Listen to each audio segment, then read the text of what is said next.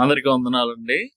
అయితే స్త్రీ పురుషుల గురించి మనం ఈరోజు మాట్లాడుకుంటే ఇంకా వారి నిర్మాణం అనేది ప్రారంభంలో ఎలా జరిగిందంటే గనక మొట్టమొదటిగా దేవుడు పురుషుణ్ణి తయారు చేయడం జరిగింది.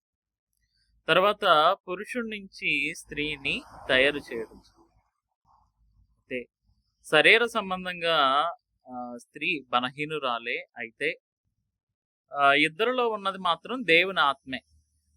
స్త్రీలో ఉన్న పురుషుల్లో ఉన్న దేవుని ఆత్మే, దేవుని పిల్లలే, దేవుని కుమారులు.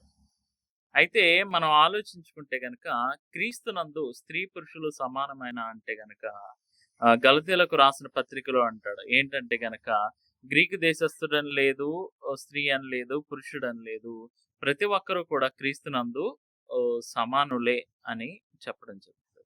అయితే గనక క్రీస్తులోకి వచ్చిన తర్వాత, క్రీస్తును ధరించుకున్న తర్వాత స్త్రీ అని పురుషుడని భేదం లేదు. అందరిలో ఉన్నదే దేవుని ఆత్మే, దేవుని పిల్లలే. అందరం మన ఆత్మలన్నీ కూడా చేరేది పరలోకమే. కానీ ఈ భూమి మీదే శరీర సంబంధంగా అవయవాలు వేరవ్వచ్చు, కానీ మనం అందరం మాత్రం దేవుని పిల్లలమే. అందరికీ వందనాలు.